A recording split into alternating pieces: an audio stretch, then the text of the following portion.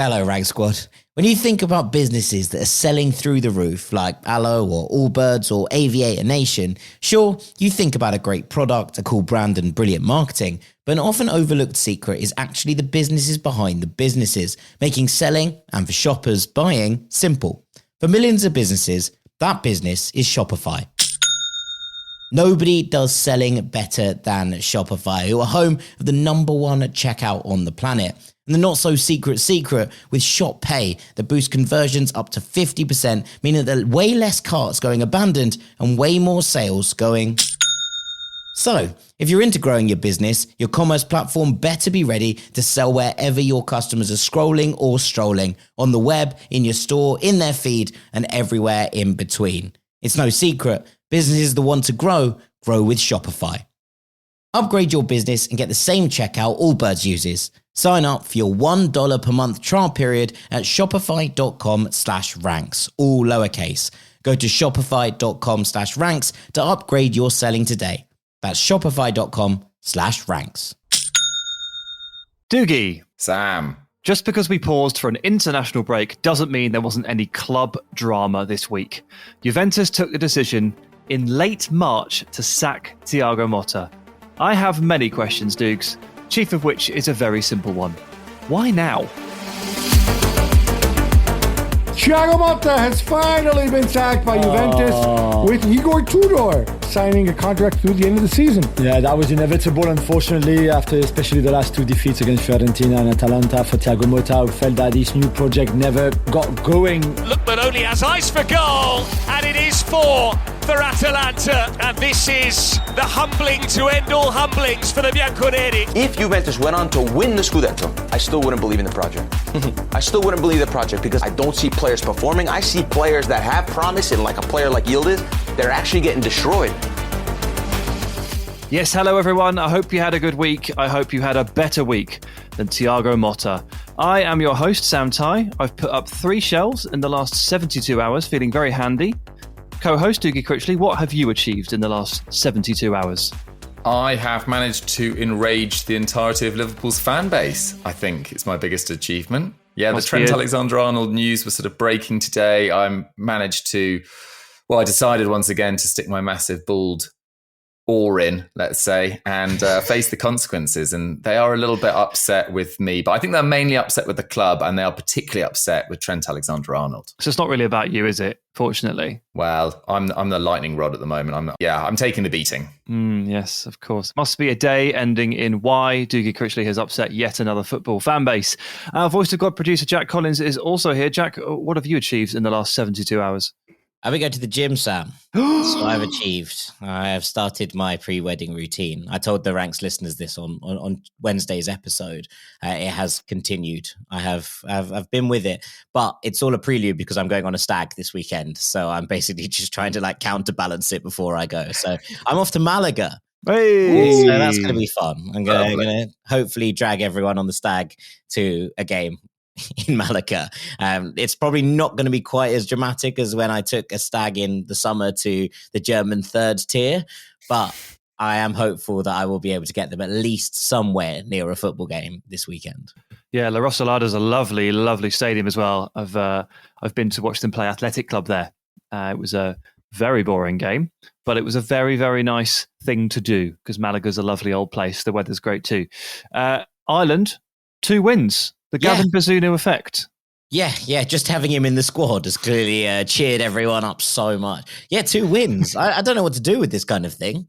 You know when you're so used to watching someone lose that when they win, you're like, oh, wow. And part of me was like, I kind of want to get relegated. You know, as someone who has suffered relegation at club level on numerous occasions, I actually thought this might be the one relegation we could do with, because we might actually have winning some games in League C, and maybe we'd get into a playoff for the next Euros, which might get us to a tournament. But alas, we stayed up, so League B again it is. Yeah, never mind. England started well under Tuchel as well, albeit against somewhat poor opponents. But we are not here to talk about how brilliant Ezri Konsa is. That's for another day. We're here to talk about Juventus and Thiago Motta. Dougie, simple question to start us off. Why are we talking about this? Well, yeah, as you pointed out, last Sunday evening, Juventus took the decision to fire Thiago Motta after just 42 games in charge. And as you also pointed out, there are still 9 games remaining of the Serie A season. Juve sit 5th. They are 1 point behind 4th place Bologna, but only 3 ahead of 7th place Roma. So it looks incredibly tight for European football. As it stands, La Liga and the Premier League are set to get the extra Champions League spot due to their performances in the UEFA coefficient. So Juve have some very, very important games remaining. At least 6 of their 9 games are against sides ranked 10th or below, with the exception of Lazio, Roma and Bologna. So they have some winnable games coming up, and I think they decided that they couldn't take the risk with Motta's football anymore. But it's not just about what's been happening in Serie A. They lost their Supercoppa semi-final against Milan. They got knocked out of the Coppa Italia by Empoli on penalties, and crucially lost in the Champions League playoff round against PSV. PSV, who then got absolutely thrashed by Arsenal, have been making a complete meal of the Eredivisie in recent months as well. So ultimately, Thiago Motta leaves the club, and he leaves with a win percentage of 43%.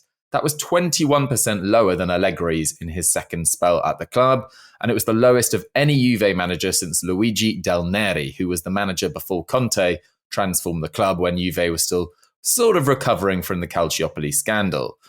Quite simply, he drew too many games. There was 18 wins and 17 draws in 42 games. They've actually drawn 6 games 0-0 this season. No side has drawn more than their 13 league games in Europe's top 5 leagues, and that's level with Everton, who have been on a little bit of a resurgence, Everton that is, but obviously have very different expectations about where they should finish in their own league compared to Juventus. And the final nail in the coffin was they lost 4-0 to Atalanta at home and then 3-0 to Fiorentina away in his final 2 league games in charge, and they decided to make the call. He must have a crackingly low loss percentage. It's probably worth pointing out, right? Like that. Yes, his win percentage wasn't great, but he doesn't lose games very often, does old Thiago Motta? Apart from, as you say, those 2, they are 1 point off the Champions League places, although they are 1 place below Bologna, which is maybe the actual damning factor in all of this. But I do think it's quite harsh. But we'll get there. Yes, hasn't lost many games. They lost 3 in Serie A this season, and 2 of those came very recently. It's the Atalanta and Fiorentina losses. They didn't lose a single game in Serie A over the first half of the season. You're right there, Dougie. They drew far too many, and obviously as a result of all those dropped points, 13 draws out of 29 games. It's a ridiculous percentage for a club like Juve. It has left them so far off the pace all the way through the season that any kind of hopes and dreams of a potential title challenge that, to be fair, I got sucked into at the start of the season, and I'm sure a few others did too, they dissipated pretty much immediately. They've been on streaks of 3 draws in a row, 4 draws in a row. And when you're supposed to be challenging for the title, when you're supposed to be challenging those top clubs, draws are basically losses. I know that's not literally how it works, but that's how they feel because you lose so much ground on teams like Inter. So very tough recent run for Juve, quite a few losses in all competitions. The Empoli Cup loss, oh Jesus, like that may have been it, because there's sort of like pootling along, okay, not great, but probably okay, and then you lose to Empoli, who are 18th in Serie A on penalties in the Coppa, and you're out. Tough, very tough one. Dougie, I mentioned the timing. I'm going to actually attack this from 2 perspectives, because first of all, March is quite a strange time for a team like this to sack their manager. Like, you've got 9 games left. It's very late, very, very late in the day. But also, just in the middle of this international break, he was relieved of his duties on the Sunday. So, like, not at the start, like in the middle. Yeah, that is a little bit confusing, I think, for sure. Maybe, I mean, it is a massive decision. Maybe they were just really unsure about the direction to go in. Maybe their talks with Igor Tudor, who has replaced him as well, were a little bit more complicated than they expected. I mean, Tudor played for the club between 1998 and 2007. He started the 2003 Champions League final. I don't really remember him as a player, if I'm totally honest, but yeah, he was there. He then led Verona to 9th as a manager. He took over Udinese and Lazio mid-season. With Lazio, he lost to Juve in the Coppa Italia semi-finals. He's also worked as Marseille manager. And crucially, he's worked at the club quite recently as well. He's worked as Pirlo's assistant or worked as Paolo's assistant, I should say, at Juventus in 2021, which was the year they finished fourth. That was when their amazing sequences of consecutive Serie A titles came to an end. But he's never lasted more than 50 games at one club. I suppose he's kind of seen as a safe pair of hands in that he knows the club, has been in management in Serie A very recently, but not potentially the most exciting appointment going forward. But I'm sure it might well be. Is he on a short-term contract? Is it being reviewed in the summer? So maybe they'll do something more interesting. It's a short-term deal. He has an option for another year. I see. Honestly, I'm not sure it's safe pair of hands. I think maybe the phrase to use here is firefighter, because they're bringing him in to change things for these final 9 games, and he is going to be, I think, different tactically to his predecessor. He also, by the way, when he did take a spell in as Pirlo's assistant at Juve, he paid his own release clause to get out of Hajduk Split to join Pirlo's staff. So I think it's fair to say that he has been very clear on wanting to work for Juventus throughout the years as a player, as an assistant manager, and now as a manager. This man cannot get enough of the Bianconeri. So hopefully it's a success, because Motta was not. What I did find weird was the technical director of Juventus, Cristiano Guintoli. He's going to be, I think he's a bit of a central figure in all of this. Kind of strikes me as a bit of a pantomime villain. Gave Motta the dreaded vote of confidence not long ago. In the media, in public, only to sack him very quickly afterwards. And if you believe what the Gazzetta dello Sport, the famous pink paper in Italy, have been saying recently about this split, I mean, Jesus Christ, if this is true, they suggest that Giuntoli told Motta, "I am ashamed to have chosen you," which is a hell of a thing to say. It's a hell of a thing to print. So you'd think they probably they did their due diligence on that. But I'm aware that it's an international break, and things can escalate when you're scratching around for things to report on during an international break. We will have to see. But 10 months ago, Giuntoli hired Motta, put him at the forefront of a project, and now he's gone. But let's just rewind, Dougie. 10 months ago, Motta leaving Bologna for Juve was a big, big moment in the summer. Can you take us back there and explain why? Yeah, it was absolutely massive. I mean, going back even further, like Motta had a really kind of underrated spell as a player. 6 years with Barcelona, 3 years with Inter Milan, 6 years with PSG. He was at the top for a really long time. Really good. Yeah. Capped 30 times by Italy, he won 2 Champions Leagues, one with Barcelona, one as a key member at Inter. He won 8 league titles in 3 countries. He won a lot of cups. He was a runner-up at Euro 2012 with Italy when they ultimately got completely outclassed by Spain in that final. But his managerial career was quite an interesting one. So it started in 2019. He had 10 games in charge of Genoa. He only won 2 and he's fired. And he takes a little break from management. And in July 2021, he's appointed head coach of Spezia, who had just lost Vincenzo Italiano to Fiorentina. Interestingly, the man that then replaced him at Bologna this summer. He guided Spezia to safety, left in 2022, and he was appointed Bologna boss in September 2022 after Sinisa Mihajlovic was fired, and they only had 3 points from 5 games. That season, he led them to 9th. The following season, 5th and 5th, or the following seasons, 5th and 5th. And the last time that the club finished higher than 5th was in 1966-67. So this was success that they weren't really used to.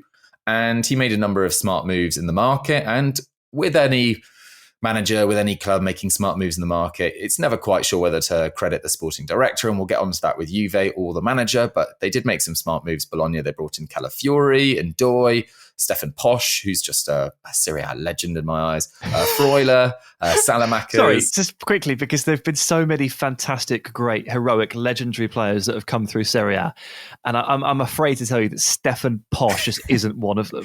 He's a stalwart. I love him. He's been there for a while. Yeah, I love him. He's he's fairly limited going forward, but what a defender. Anyway, Bologna were a very, very exciting team to watch. They're the 4th best attack by XG. They were 2nd for possession. They were 3rd for passes per defensive action. They played a very high line, very, very intense press. And it felt like he was the perfect man to take Juve from the era of quite sterile football under Allegri, who returned in that second spell in 2021 and led them to 4th, 7th and 3rd. Juve kind of lost their way in the transfer market under Sarri and Pirlo, and Allegri didn't really improve. But this was supposed to be, Sam, an injection of youth and energy and vibrancy from a man that had pressed at his previous club, that had an amazing playing career. But this summer, I mean, they committed a lot of money, but maybe not the most wisely. How do you reflect on Juve's sort of preparation for this season? Yeah, so I think the idea was right. Moving on from Allegri was the right call. Trying to modernise the style of play is the right call. Juve are a club who are obsessed with their own image, and they have made moves off the pitch to that effect, redesigning their crest to be something completely un-Italian by any stretch of the imagination, making it just the J, very modern. Trying to appoint Sarri in the first place was an attempt to modernise the style. They kind of got stuck in like an Allegri whirlwind for far too long, and eventually managed to work their way out of it. So their heart is in the right place here. And in picking up Motta from Bologna, they'd seen what he'd done, the high possession play, the high press play. He'd obviously pulled up a lot of trees. Like, he'd got Calafiori to like a mega breakout season. He managed to get Xerxes to 15 goal contributions, and we're watching him right now for Man United. 15 goal contributions from that guy looks like Motta needs a sainthood. And we watched the Euros. We watched Switzerland play really, really well. Some of the best football, I think, that any of the team outside of the top 4 or 5 played.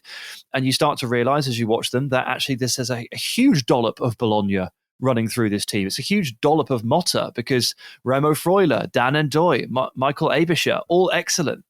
So I was really excited about this, and I was pretty sure this was going to work out. And then it comes to their summer and their transfers. And again, I think heart's in the right place, making some pretty important moves. Like, Szczesny was a really good goalkeeper for Juve, but he's not the best with his feet. So they brought Di Gregorio in, who was very good in possession and pushing up. Kefren Turam, Douglas Luiz, Tejan Koopmeiners are really good ball-playing midfielders. Nico Gonzalez and Conceição are tricky, goal-scoring wingers. Kalulu's a solid defender. And, they got rid of a load of high earners. Chiesa, gone. Kostic, who was just a crosser, gone. Eiling Jr., dribbler, gone. Carlos Alcaraz, he can't pass a ball. His loan was finished. Rabiot, gone. I feel like they started to clear the decks and they were starting a project. And all the signs are pointing, to me anyway, and you feel free to disagree with me or Dougie, but it looks like they were on the right track. Yeah, I thought so too. And it's interesting that you mentioned about dropping the wage bill. So Guintoli, who we mentioned earlier, came in from Naples in July 2023. He built that Napoli team that obviously won their first title since 1990. He'd spent 8 years there. And his immediate impact in 2023 was Locatelli arrives permanently, Weah comes in, Milik and Moise Kean. Like, these aren't particularly inspiring signings necessarily, but his main focus was on dropping the wage bill as well. So Di Maria, Cuadrado, Bonucci all left. And that does feel like there's been a lot of factors this season, which we'll get into, that have gone against them in terms of their more experienced players either being injured or being frozen out by the club. And maybe as a club, Juve have tried to change too much too soon. And also, you look at some of the players that they sold in the summer. So they generated £87 million in sales. And Dean Howson, now playing for Spain, getting linked with Real Madrid. 18 million euros, Dean Howson. I think that's with the add-ons as well. I think it was like 14 or 15 up to 18. I mean, that is looking like a terrible, terrible sale. For sure. I mean, De Winter's now at Genoa and he's been linked as a potential signing for Newcastle. Moise Kean is absolutely flying at Fiorentina. It's so easy to say in hindsight, but they did let some talent go and some of those new signings haven't hit the ground running at all. Yeah, I mean, we can talk about this in lots of different ways, but one of the things that we've been talking about on our Patreon as well, is that Guintoli seems to be allowed free reign here. Now, both Guintoli and Motta came into Juventus with pretty high reputations, right? Guintoli from what he'd done at Napoli and the turnaround that he'd made to allow them to go on and be champions, and Motta with what he was doing at Bologna. But actually, what Guintoli's real legacy, I think, will be at Juve is that he's basically mortgaged the future to try and secure the present. Listen to this list of names that have left the club under his tenure. Matthias Süle, who's obviously doing very, very well now at Roma. Enzo Barrenechea, who's on loan at Valencia and really starting to cook from Aston Villa. Luca Pellegrini, who's a big part of a very good Lazio side. Nicolo Rovella, Felix Correa, who's doing quite well in Portugal. Dean Huyson, Eiling Jr., Moise Kean, who led the line beautifully against Juventus for Fiorentina in that game, which made me happy. Fabio Miretti, Joseph Nonge, Kyle George, and Nicolo Fagioli. How many of those players would Motta have loved to work with? Look at what he built at Bologna, which was players buying into his system, fundamentally getting on board with what he was doing. What would he give for players who are hungry and desperate to succeed in Juventus colours? Many of these, we just watched Miretti and Fagioli in particular, have run games this season against Juventus, right? We're looking at these players and going, Fagioli was the best player on the park in that 3-0 win for Fiorentina against Juventus. He is a boyhood Juventus fan who wanted nothing more than to stay at the club and be part of things. And he is sold off by Giuntoli to go to a Fiorentina team who will now have an option to buy him in the summer. Instead, look at the signings that have come in. Look, and this isn't to say, and I've said this before, that they aren't good players and they won't be good players. But we've not seen anything like the best of 10 coat miners. You should always be wary when you buy a player from a Gasperini system because it's so specific. But you look at, Nico Gonzalez, who came in from Fiorentina, hasn't hit the heights at all. Chico Conceição and Di Gregorio are probably the only two you'd look at and go, yeah, okay, they're doing their bit. They're providing maybe as well Kefren Turam. But Douglas Luiz hasn't really fitted into this system. Juan Cabal got injured. Pierre Kalulu, people are questioning why Juventus picked him up in the first place. Lloyd Kelly, recently described in an Italian media article as the worst player who's ever played for Juventus, the worst player to ever don the Bianconeri stripes. Thiago Giallo, who's brought in for a big fee and then immediately loaned out to Porto in the summer for questionable reasons. Tim Weah has been good, right? And Di Gregorio has been pretty solid as well. But the players that were there were the kind of players, the young players who would have bought into a Thiago Motta project system. And instead, they have all been shipped away. I can't tell you how many of those I think are going to have successful careers. Like almost to a man of those players that I mentioned leaving, I think will go on to have successful careers. And it does feel like they have just completely and utterly mortgaged the future for what we're seeing now in front of us, which is players who just didn't want to buy into this Thiago Motta system. So I think a couple of distinctions to make. I don't think this is all Giuntoli. I think some of it is Motta. I think most of it is Giuntoli. But in the case of Fagioli, did you see his really strange interview this past week where he talked about how when he left Juventus, so he played the first half of the season for Juve and then he was sold in January to Fiorentina. And he talked about how he cried when he was sold as a boyhood Juventus fan. Obviously, he spent 11 years at the club. He said something slightly weird. He basically said that after his performances against Genoa and Leipzig in October, Motta removed him from consideration for the first team. That was the feeling that he got. Now, he got an assist in one of those two games. I'm not going to pretend to have seen them, but that doesn't sound too bad. And they won 1-3-0 and the other 3-2. So it sounds a bit weird for him to have been turfed out based on that at face value. But obviously some of these players will have been probably moved on by Motta. Hello, Rag Squad. When you think about businesses that are selling through the roof, like Aloe or Allbirds or Aviator Nation, sure, you think about a great product, a cool brand and brilliant marketing, but an often overlooked secret is actually the businesses behind the businesses, making selling and for shoppers buying simple. For millions of businesses, that business is Shopify. Nobody does selling better than Shopify, who are home of the #1 checkout on the planet. And the not-so-secret with Shop Pay that boosts conversions up to 50%, meaning that there are way less carts going abandoned and way more sales going.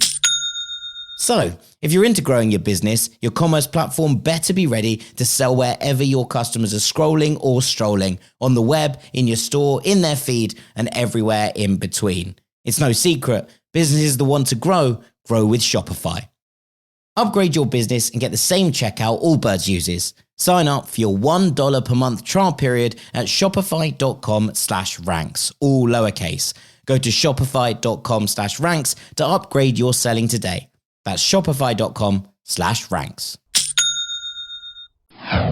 Also, some of the players being moved on are highly likely to be high earners. And Juve have been trying to clear the decks a little bit. And while they have spent I didn't good money... I didn't mention any of the big names, Di Maria, etc. I made a point of not including in that list. These are all youngsters, pretty much. Moise Kean might have been the highest earner of that entire bunch, I think. Yeah, I mean, he's got rid of Rabiot, which is fair enough. Pogba's wage is now, So off the salary, fine. Danilo, I assume, was on a lot. Alexandro was probably on a lot, just because they'd been there for so long that they were going to be earning seriously good Juventus wage packets. And supposedly a lot of the players that have brought in, that Dougie and I have essentially listed off, even, Coat Miners and Louise and those guys, they're on, 4 million a year. Vlahovic is apparently on 22 million euros a year. He's got he's got the Lewandowski escalator clause in his contract. He just keeps going up and he won't leave. And it's starting to look a lot like an albatross. And to be honest, you do wonder how much of this kind of wheeling and dealing is done at gunpoint when you've just got this, Vlahovic is hoovering up 25% of the wage bill or something on his own. And no matter who you put in, above him in terms of a coach, whatever style he produce, he just hasn't managed to recapture that form that he showed at Fiorentina. And even worse, he scored a goal for Serbia recently that looked a lot like Dusan Vlahovic playing in purple. And Juve fans sat there going, where the hell is where hang on a minute. What is going on here? So Dougie, I'm glad you agree that it looked on paper back in August like this was set up for what could be year one of a Thiago Motta project. And that word project was used quite a lot. They've obviously brought that to an end. What would you say let's try and balance the argument in Motta's defence. What are the mitigating circumstances here? What's happened that's beyond his control? Well, I think a massive one is that Bremer, who arguably looked like one of the outstanding centre-backs in Europe in the first few months of the year, did his ACL in October. That's obviously massive. Juve's defensive record up to that stage, and Juve's defensive record still now is actually really pretty solid. They're not far off Inter Milan in terms of goals conceded. Napoli are a little bit further ahead, but that's obviously a huge blow. I don't know the ins and outs of what happened with Danilo, but I think it's always a little bit alarming when you fall out with the club captain and they're effectively frozen out. And yes, that might be salary related, but who knows? And then obviously there is that sort of, as you've already talked about, the kind of wage hoover of Vlahovic, who you kind of have a responsibility to play, but you never signed yourself. And ranks 10th for league minutes this year in Juve's squad. Clearly not particularly suited to his style of play, or at least not very, very different to someone like Joshua Zirkzee, for example, who's much more of a ball-to-feet player, who is an absolute magnet for the ball, can, flicks tricks in midfield, attacking midfield areas, probably not as lethal as Vlahovic when played through, etc. Vlahovic is a much more traditional number 9, but such different style of players. And then they bring in Kolo Muani in January, who nearly outscores Vlahovic across the entire season. So Vlahovic is on 9 goals in the league this season. Kolo Muani's on 5 and 8 already. Moise Kean, I can see why they made the decision to sell him to Fiorentina. Unfortunately, aside from that spell at PSG, it was in 1920 around then, he's really struggled at every single club he's been at, really, for consistency. And he's turned into a great finisher this year. And actually, looking at him in the international break against Germany, he looks like he can translate it to international football as well. I don't think that many people saw it coming. And Motta has managed to implement some elements of his style of play. So no side in Italy has completed more passes this season. Remember that at Bologna, they were right up there for possession too, with far inferior players. But yet they rank 9th for chances created. They rank 7th for passes into the box and 7th for progressive passes. So for all this possession, they don't really seem to have players that have the confidence or ability to execute line-breaking passes and sort of alter the sort of areas of attack, really. And I also look at this squad, and with Locatelli and McKennie already there, did they really need to sign 3 midfielders in the summer? I don't think that's excellent squad building.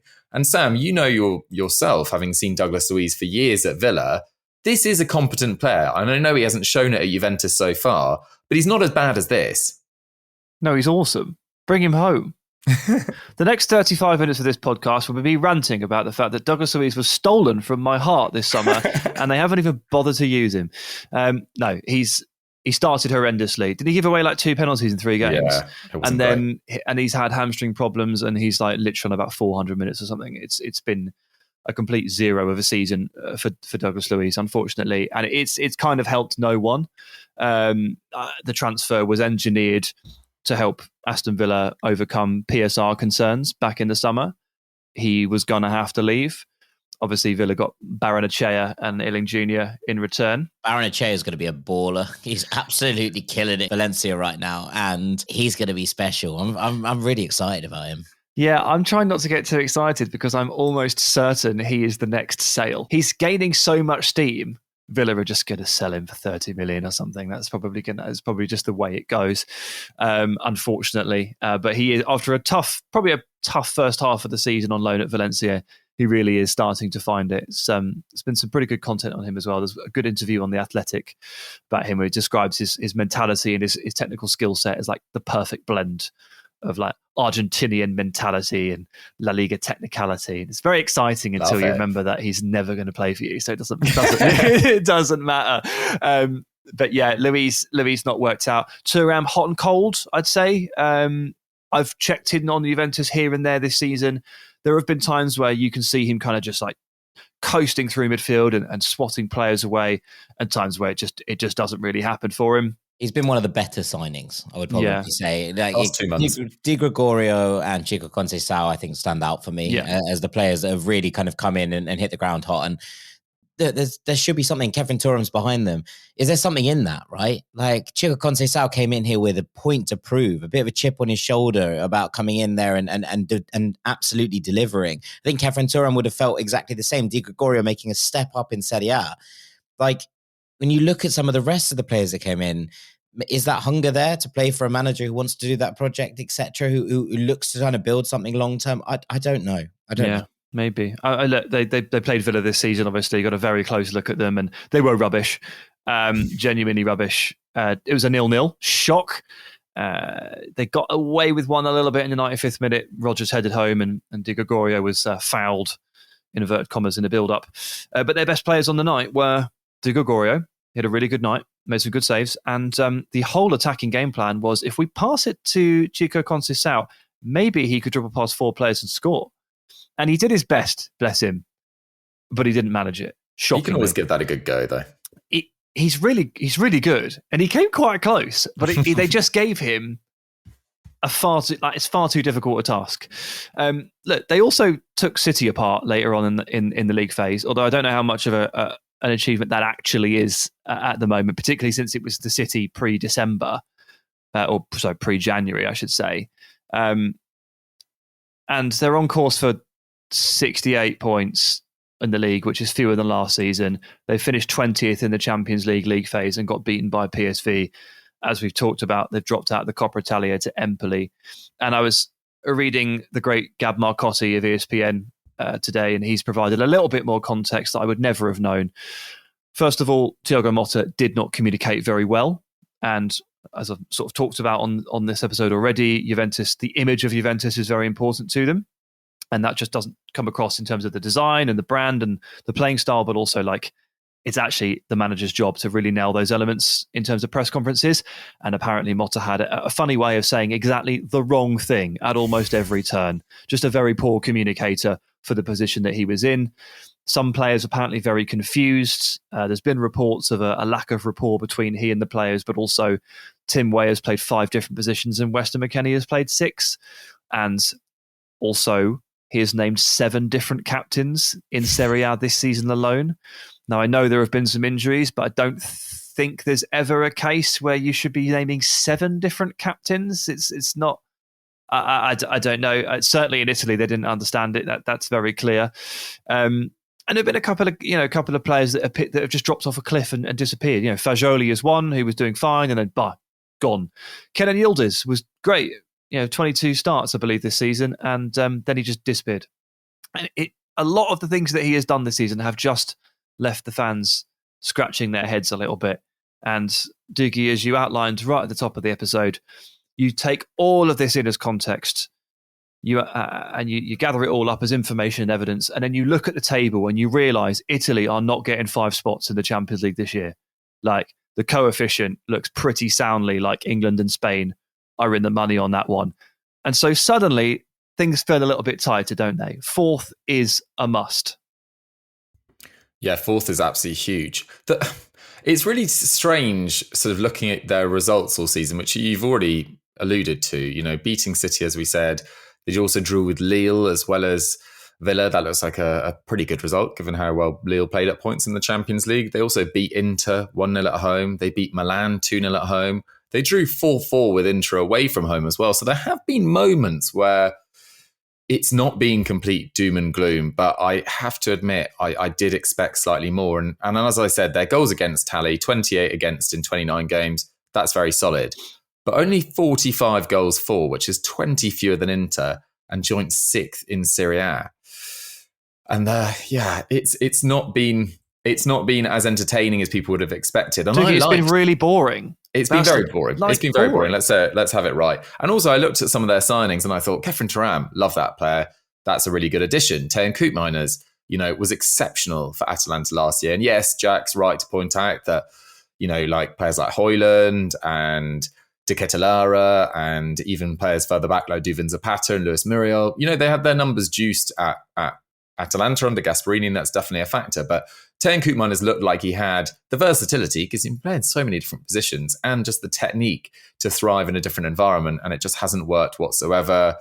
And also players that had looked very promising in other environments like Nico Gonzalez hasn't really done it. So he can't really have too many complaints, and they have fired him with not long to go, but still with their favourable-ish run of fixtures, a very decent chance of getting top 4.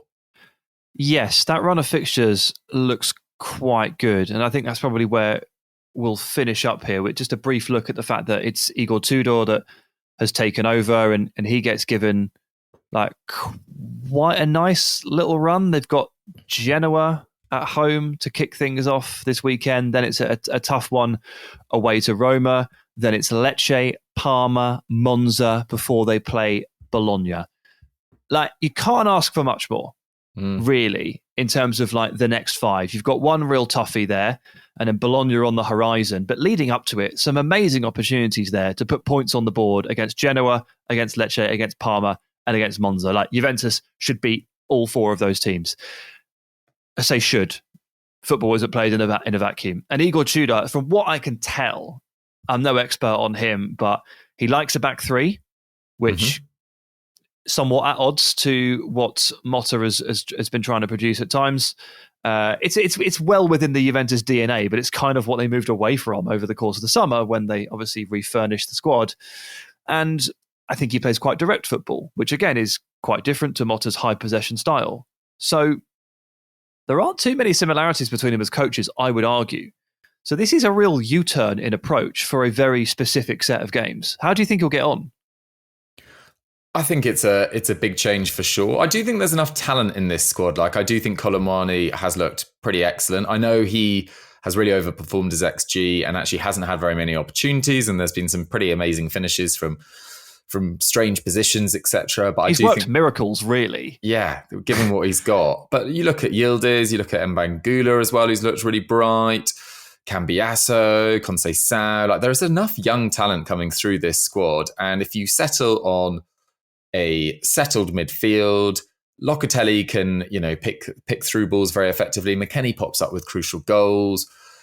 And then Kefren Turam is a player that you can really rely on as well, I think, going forward. So I'm fairly hot on the fact that Juve could finish in the top 4 in the end, which wasn't what they were expecting at the start of the year. But then Inter and Napoli have been really pretty exceptional. And Atalanta have done an Atalanta, sort of come from relative nowhere to really challenge this year. So I think 4th, given the circumstances, and particularly with Bremer's injury, wouldn't be a disaster. Can I kind of make a general point here that actually it comes to this is, what were Juve expecting? Because I would have said at the start of the season that this squad wasn't as strong as Inter. I would have said that an Antonio Conte Napoli side was always going to challenge at the top of the table when they're not playing in European football. Gasperini is Gasperini. The wild card kind of remains, right? So like, if Atalanta are above you in the table, sometimes you have to just kind of shrug and deal with it because they've been exceptional. So they've just slipped behind Bologna. And that is basically the reason. So we are basically saying that Juve are a place and a point below where they should be because they are a point off those Champions League places. And so when you put in a project manager, when you go and you say, okay, we're going to change things. We've had Allegri for so long. We're going to shift the DNA of this club. And you give them less than 300 days to do that. Yes, I absolutely take your point that the football was stale at times this season. And that also Motta's demeanor hasn't been great in terms of what we've heard from within the changing room or in a different place. But I would say this, you're going straight back to what you came from. You're going straight back to the whole Juventus thing. And I think this is what Motta struggled with. I think that you come in there and you go, okay, when you walk into Bologna, you have kind of carte blanche to do whatever you want. You can bring in the players that you like. You can play the style that you like. And if it's a success, amazing. But actually the bar's really low. In terms of if Bologna had finished 9th under Thiago Motta, people would have probably been like, all right, fair enough. But the fact is that they overachieve. He puts in a really interesting style of football and then he gets this offer to go to Juventus. Now, I'm not saying that he should have turned that down because you never know when those opportunities are going to come again. And you obviously have to take as many steps forward as you possibly can. But I think that managers, and especially young managers who are kind of seen as the hot young thing on the block, and clubs take a look at them and go, oh, that's interesting. And it's a little bit like, we've seen this with a variety of different clubs over the years, right? Of the mega clubs taking a punt on someone young who's done something fun. Barcelona with Xavi to an extent, Amorim at United. And they come in and they realize that not only is the task in front of them actually completely muddled by the fact that Juve are in financial disarray, as has been pointed out over this. And that is why, by the way, that 4th spot is so important because they need the money in order to get there. And I do understand that. But equally, if you're coming in and saying, change this, change what we have been for the best part of the last decade and a half and move away from the defensive style, that's not easy to do. You don't do that overnight. You don't do that in 9 months. And I think that Motta probably got stuck between stations in terms of what is the Juve DNA? The Juve DNA that we know in our lifetimes is a side that's incredibly defensively solid and works from there, right? And works things out from there. This is a Juve side still recovering financially from buying Cristiano Ronaldo, right? So we're kind of coming to a point here where if you are going to put in a project manager like Motta and say, we are going to try and change things, you can't give them 300 days. You can't. Because why would a young manager now look at that and go, that's a job? Because Thiago Motta will succeed. I'm absolutely sure of it. I'm sure he will succeed in management. I think there is going to be clubs looking in this summer. He should take this next couple of months off. I'll be surprised if Roma aren't interested when Ranieri goes this summer. And they go, you know what? There's something there that we can maybe dial into. And I think that when you put Motta in a situation like this, you either go, right, we're going to change things, we're going to give them time, or we want to continue with where we were. And instead, Juve have gone halfway one thing and then taken 4 steps back in the other direction. Yeah, I mean, look, I'm sure that Guintoli will know that pulling the plug on this goes against the idea of it being a project. And I'm sure he understands. So all that leads me to believe is the relationship between the two really was bad. Really was bad. And that I'll refer back to the quote that Gazzetta, printed at the top of the episode. It's a horrible thing to say to someone. I'm ashamed of choosing you.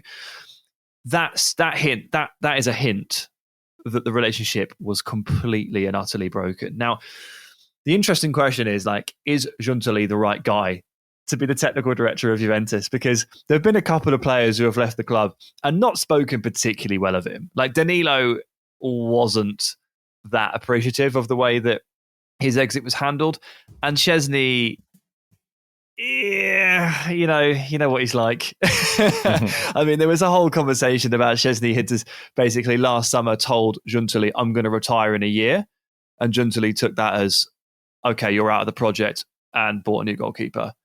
And Szczesny felt blindsided by that, and he has kind of stressed in the public that in the end, it was amicable, and he has respect for the technical director. But it didn't sound like it. It didn't sound like they came to an agreement and then followed through. So interesting, because obviously the technical director is not going to fire himself. He is going to fire the manager, and it's clear that this relationship had gone. Guintoli felt like Motta was a lost cause, and I hope for their sake ultimately that the next permanent appointment is in the mould of Motta. It's not a reversion to, let's bring Allegri back in. Let's go for Conte.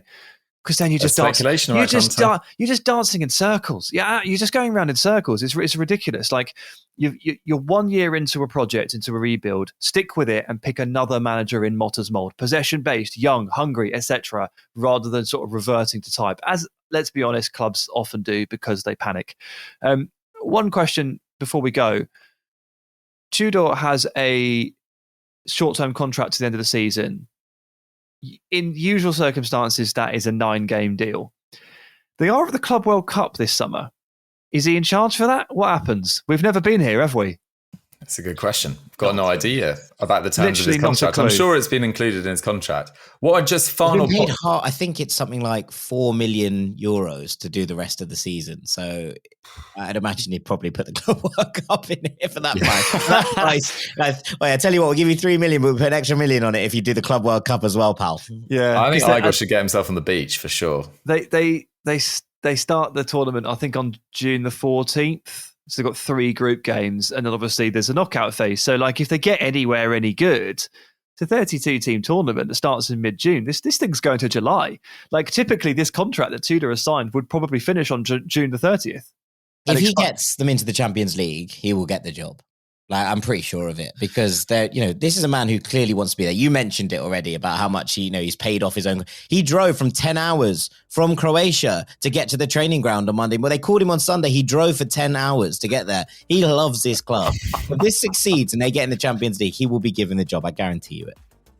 All right, we'll have to see. Okay, Juventus have hit the reset button again, and it's a fairly soft run for the new man to get them back into 4th place. We'll check back in a month, lads. How about that? Should we have a look? See how they're getting on. Until then, Dougie, thank you for joining me. Thank you very much. Jack, thanks for herding the cats. Always a pleasure, Sam. And thank you, Rank Squad, for listening. We will see you next week.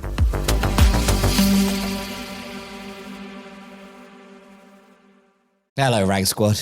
When you think about businesses that are selling through the roof, like Aloe or Allbirds or Aviator Nation, sure, you think about a great product, a cool brand and brilliant marketing, but an often overlooked secret is actually the businesses behind the businesses, making selling and for shoppers buying simple. For millions of businesses, that business is Shopify. Nobody does selling better than Shopify, who are home of the #1 checkout on the planet. And the not-so-secret with Shop Pay that boosts conversions up to 50%, meaning that there are way less carts going abandoned and way more sales going. So, if you're into growing your business, your commerce platform better be ready to sell wherever your customers are scrolling or strolling, on the web, in your store, in their feed, and everywhere in between. It's no secret, businesses that want to grow with Shopify. Upgrade your business and get the same checkout Allbirds uses. Sign up for your $1 per month trial period at shopify.com/ranks, all lowercase. Go to shopify.com/ranks to upgrade your selling today. That's shopify.com/ranks.